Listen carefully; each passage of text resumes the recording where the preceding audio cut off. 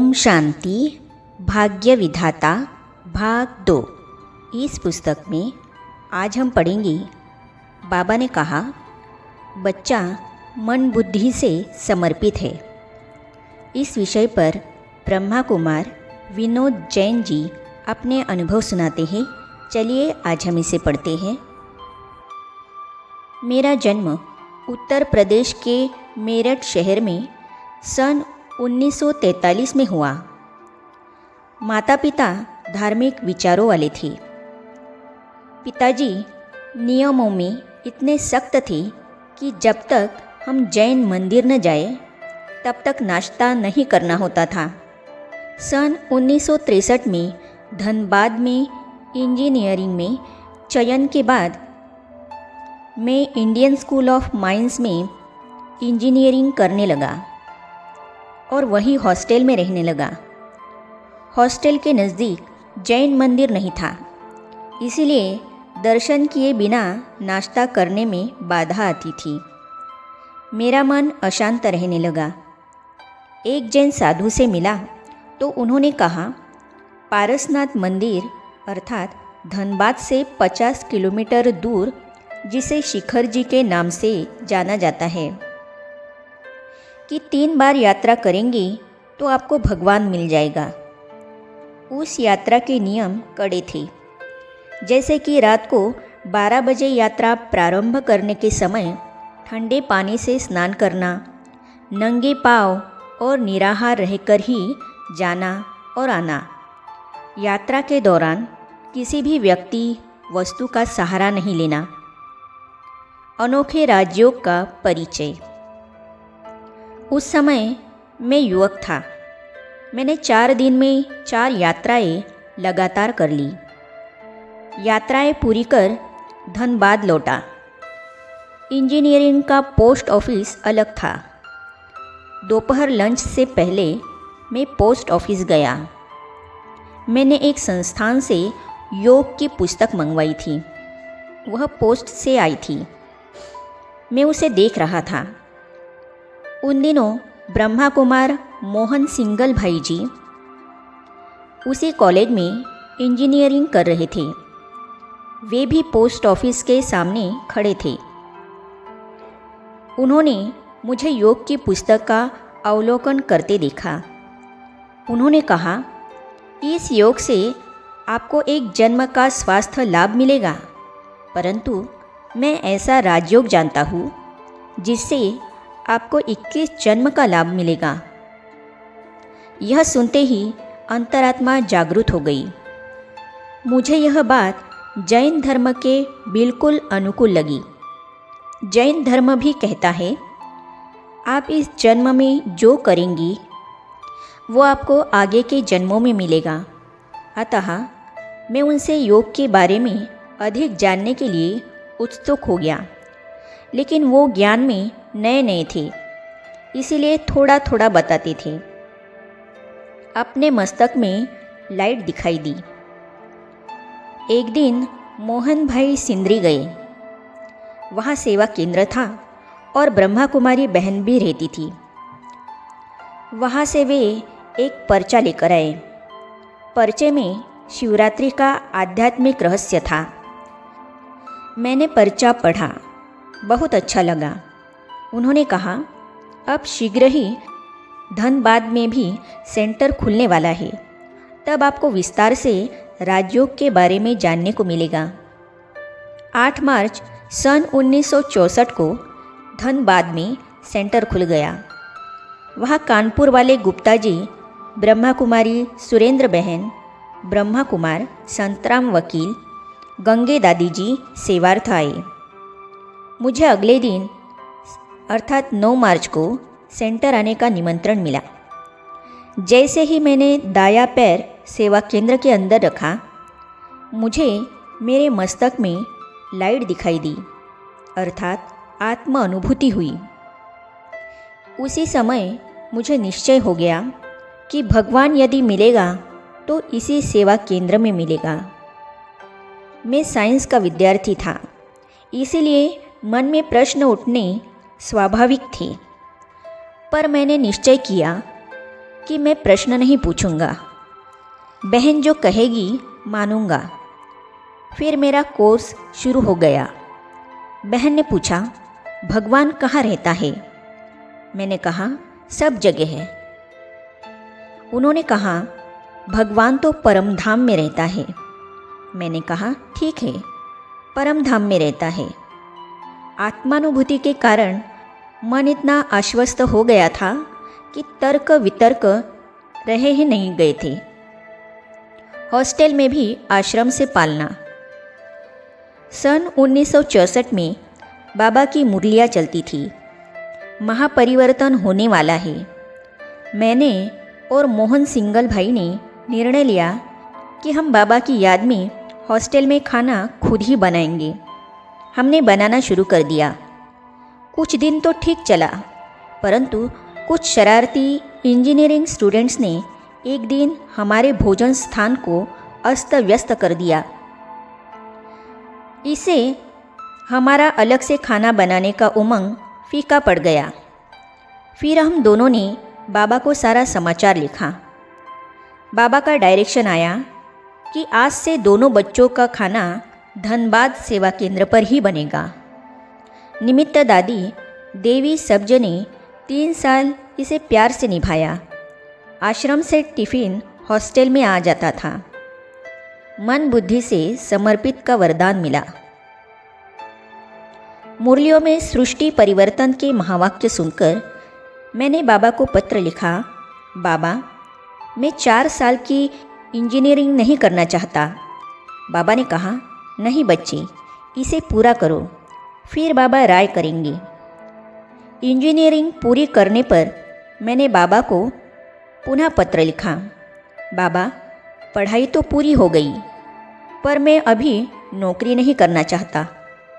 बाबा ने कहा, बच्चे, 2 साल का स्नातकोत्तर अर्थात पोस्ट ग्रेजुएट करो। यह पढ़ाई भी पूरी करके मैंने पुनः बाबा को कहा, बाबा, मैं ईश्वरीय सेवा में समर्पित होना चाहता हूँ, नौकरी नहीं करना चाहता। बाबा ने मुझे वरदान दिया, बच्ची, तुम मन बुद्धि से समर्पित हो, शरीर से समर्पित होना आवश्यक नहीं। मेरी आज्ञा से तुम नौकरी करो। फिर मैं माइंस में सेफ्टी ऑफिसर अर्थात सुरक्षा अधिकारी के रूप में नियुक्त हो गया। कर्मों का लेखा सौंपा बाबा को। बाबा ने मुरलियों में कहा, इस जन्म में जो पाप आपसे हुए हैं अर्थात जाने या अनजाने में, वो मुझे लिख कर दो तो मैं आधा माफ़ कर दूंगा। मैंने 64 पन्नों की नोटबुक ली और बचपन से लेकर उस समय अर्थात 22 साल की आयु तक किए गए जिन जिन कर्मों की स्मृति थी सब लिख दिए। उस नोटबुक को लेकर पहली बार मधुबन आया। बाबा ने मुझे झोपड़ी में मिलने का समय दिया। मैं झोपड़ी के बाहर खड़ा था। बाबा ने मुझे अंदर बुलाया। मैंने कहा, बाबा, मैं पाप लिख कर ले आया हूँ, आधे माफ़ कर दो। बाबा ने कहा, बच्चे, बाबा यह लिखित नहीं पढ़ेगा, बाबा को अपने मुख से सुनाओ। मैंने रजिस्टर पढ़ना शुरू किया और देखा बाबा का राइट हैंड हल्का सा हिलता था, मानो मेरे पापों से मुझे 50% मुक्ति मिलती जा रही थी। बाबा के सामने बैठकर मुझे लगा मैं दर्पण के सामने बैठा हूँ, छिपा कैसे सकता हूँ। पढ़ते पढ़ते मुझे अपनी कुछ और गलतियाँ याद आई। मैंने वो भी सुना दी, यह सोचकर कि अभी तो सुनहरा अवसर है, नहीं तो ये 100% रह जाएंगी। सुनाने के बाद मैं एकदम हल्का हो गया। वो बातें मुझे दोबारा याद नहीं आईं और बाबा को मुझ पर बहुत विश्वास बैठ गया। बाबा से ऑटोग्राफ मांगे। मुझे बड़े लोगों के ऑटोग्राफ लेने का शौक़ था। मैं ऑटोग्राफ बुक लेकर गया था। मैंने बाबा को कहा, बाबा, ऑटोग्राफ बुक में सिग्नेचर कर दो। बाबा ने कहा, ईशु बच्ची को दो, फिर बाबा बताएंगे। अगले दिन मैं ईशु दादी के पास गया और पूछा, बाबा ने साइन किए? ईशु दादी कहती है, बाबा कोई ह्यूमन बीइंग अर्थात देहधारी मनुष्य नहीं है। मैं समझ गया कि साइन की कोई वैल्यू नहीं है। जिसने आदि मध्य अंत का सारा रहस्य सुनाकर हमारे लिए मुक्ति, जीवन मुक्ति का द्वार खोल दिया, उनसे इस छोटी बात का क्या आग्रह। इसके बाद मेरा वह शौक सदा के लिए छूट गया।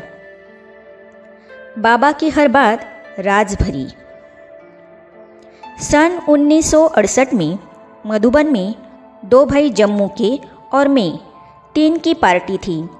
बाबा ने कहा, बच्चे आज बाबा आपसे मिलेंगे। हम तीनों बाबा के कमरे के दरवाजे के आगे खड़े थे। बाबा ने लच्छू दादी को कहा, बाबा से मिलने के लिए इन 2 भाइयों को पहले बुलाओ और विनोद को कहो इंतज़ार करे। यह देखकर बहुत संकल्प चले कि मैं इतना नज़दीक हूँ, मुझे पहले क्यों नहीं बुलाया। फिर वो दोनों बाहर आए और बाबा ने मुझे बुलाया। बाबा ने कहा, बच्चे मैं जानता हूँ आप क्या सोच रहे हो। तुम सोच रहे हो ना कि मुझे पहले क्यों नहीं बुलाया। इसका कारण है मुझे आपको गोद देनी थी, उन दोनों को नहीं देनी थी। यदि आपको पहले बुलाता तो वो पर्दे में से आपको गोद देते हुए देखते और उनके संकल्प उठते। इसीलिए ऐसा किया। जब बाबा की गोद में गया तो मुझे अव्यक्त स्थिति की अनुभूति हुई, एकदम लाइट की अनुभूति। बाबा का शरीर रुई की तरह कोमल था, बैठते ही अशरीरी हो जाते थे। गहन सुख शांति की अनुभूति होती थी। कर्मों द्वारा सीख। बाबा डायरेक्ट कोई बात नहीं कहते थे, कर्मों से सिखाते थे। एक बार मधुबन में गेहूँ आए। भोली दादी ने कहा, बाबा गेहूँ साफ करने हैं और भाई बहनें मिल नहीं रहे हैं। बाबा ने कहा, बोरी खोलो और थालियाँ ले आओ। बाबा ने गेहूँ साफ करने शुरू कर दिए। बाबा को देख सब भाई बहनें आ गए। आधे घंटे में ही सारे गेहूँ साफ हो गए। माता पिता का प्यार। सन 1965 तक तो मातेश्वरी साकार में थी। इसके बाद बाबा ने माता और पिता दोनों का प्यार देना शुरू कर दिया। रात्रि क्लास के बाद बाबा बच्चों के कमरों में चक्कर लगाते थे। उनके साथ लच्छू दादी होती थी। हमारे ओढ़ने के कपड़े को बाबा हाथ लगाकर देखते थे कि बच्चे को ठंडी तो नहीं लगेगी। फिर लच्छू दादी को कहते थे, इनको एक कंबल और दो। मच्छरों से बचाने के लिए हर कमरे में स्प्रे कराते थे। फिर पूछते थे, बच्चे दूध पिया? फिर लच्छू दादी को कहते थे, इनको दूध दो। भगवान के हाथ का अंगूर। एक बार बाबा ने मुरली पूरी की और झोपड़ी के पास बगीचे में गए। मैं भी बाबा के साथ था। बाबा बहुत लंबे थे। उन्होंने एक अंगूर तोड़कर मेरे मुख में डाल दिया। फिर पूछा, कैसा है? मैंने कहा, बाबा बहुत मीठा है। मन में भावना उठी, भगवान के हाथ से अंगूर मिले, उससे ज़्यादा मीठा क्या होगा। एक बार मैंने बाबा से प्रार्थना की, बाबा मुझे आपके साथ फ़ोटो खिंचवाना है। पहले बाबा ने कहा, बाबा फ़ोटो नहीं खिंचवाती। फिर कहा, अच्छा चंद्रहास को बुलाओ। मैंने बुलाया। बाबा खड़े हो गए। बाबा ने चंद्रहास को डायरेक्शन दिया, फ़ोटो निकालो। चंद्रहास ने फ़ोटो निकाला। 3 फ़ोटो निकाले। फिर बाबा चले गए, रुके नहीं। लेख के साथ छपा फ़ोटो वही है जिसमें बनारस की सुरेंद्र बहन तथा एक थाईलैंड का भाई भी है। सुप्रीम सर्जन बाबा। बाबा के पास 8-10 गौएं थीं जो बहुत सुंदर स्वस्थ थी। बाबा ने उनके गोपी आदि नाम रखे थे। एक बार बाबा ने गायों के लिए भूसा मंगाया। भूसा आंगन में उतारा गया। हम 5 कुमारों ने उसे टोकरियों में भरकर पीछे जहाँ गाय बांधी जाती थी वहाँ जमा कर दिया। बाबा हिस्ट्री हॉल के कोने पर खड़े थे। हम जब टोकरी भर ले जाती तब भी और जब लौटते थे तब भी बाबा बड़ी पावरफुल दृष्टि देते थे। उस सेवा में बहुत मज़ा आया। सेवा पूरी होने के बाद मैं बाबा के पास गया। मैंने कहा, बाबा, गले में धूल चली गई है। बाबा ने मुझे अपने हाथ से गुड़ खिलाया, जिसे खाते ही गला एकदम ठीक हो गया। मुझे बाबा में सर्जन का रूप नजर आया। बाबा की समय पाबंदी। जब मधुबन आता था, बाबा मुझे पांडव भवन में रात के पहरे की ड्यूटी देते थे। मुझे नशा चढ़ता था कि भगवान ने मुझ में विश्वास रखा है, सुरक्षा की जिम्मेवारी दी है। बाबा कहते थे, सब्जी काटो, रोटी बनाओ। इस प्रकार भंडारे की सेवा में भी बहुत मज़ा आता था। जिस दिन हमें लौटना होता था, रास्ते का भोजन हमें खुद बनाना होता था। बाबा भंडारे में ठीक 6 बजे आते थे और दृष्टि देते थे। बाबा का आना इतना एक्यूरेट होता था जो हम अपनी घड़ी मिला सकते थे। बच्चे हर बात में आगे। एक बार थाईलैंड के एक शहर के गवर्नर का लड़का आबू में आया। वह बनारस यूनिवर्सिटी में संस्कृत पढ़ रहा था। उसके पास कैमरा था। वह ब्रह्मा भोजन में शामिल हुआ। वह ब्रह्मा बाबा का फ़ोटो लेने लगा। बाबा ने कहा, पहले मेरे बच्चों का फ़ोटो लो। बाबा हर बात में अपने बच्चों को आगे रखते थे। बाबा रमणीक भी थे। बाबा बहुत रमणीक थे। हम मधुबन में कभी कभी ईश्वरीय सेवा से संबंधित मीटिंग करते थे और सेवा की योजना को फाइनल करने के लिए बाबा को बुलाते थे। एक बार बाबा आए और हिस्ट्री हॉल में उस संदली पर बैठ गए जिस पर बच्चे बैठते थे। हिस्ट्री हॉल में बाबा तथा मम्मा की अलग अलग संदली थी और बच्चों के लिए भी थी। बाबा को बच्चों की संदली पर बैठ देख सब अंदर अंदर मुस्कुराने लगे। तब बाबा ने कहा, पता है आज मैं बच्चों की संदली पर क्यों बैठा हूँ? इसीलिए कि आज मैं बच्चा बनकर आया हूँ, बाप नहीं। टोली बांटते समय बाबा कहते थे, जिसने 2 साल से झूठ नहीं बोला वह टोली बांटे। इस प्रकार बाबा सेवा भी करवाते और अंतर्मुखी भी बनाते। बाबा किसी को समझाने देते थे तो पहले उस आत्मा का गुण वर्णन करते थे, फिर कहते थे, तुम सोना तो हो, थोड़ा सा सुधार कर लोगे तो सोने में सुहागा हो जाएगा। बाबा का दिया जीवन बाबा को समर्पित। मधुबन से वापस लौटते समय मैं बाबा से छुट्टी लेने गया। बाबा ने आंगन में खड़े होकर रुमाल हिलाकर छुट्टी दी, फिर टैक्सी चल दी। लगभग 15 मिनट के बाद टैक्सी रुक गई। पीछे का एक पहिया निकला और धुरी में पुनः फंस गया। टैक्सी ड्राइवर ने कहा, यह पहली बार हुआ है कि पहिया निकला और वापस फंस गया। मेरे मन में आया कि बाबा ने ही मुझे बचाया है। यह जीवन बाबा का दिया हुआ जीवन है, अतः बाबा की सेवा के लिए ही समर्पित है। आगे हम पढ़ेंगे 18 जनवरी का वह विशेष दिन।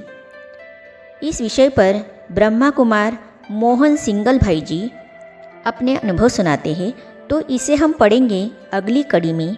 तो ये जानने और पढ़ने के लिए इस चैनल को सब्सक्राइब करने के साथ ही साइड में जो बेल आइकॉन है उसे भी क्लिक कीजिए, ताकि आने वाली सभी वीडियो और अब तक की सारी वीडियो आप तक पहुंचती रहेगी। ओम शांति।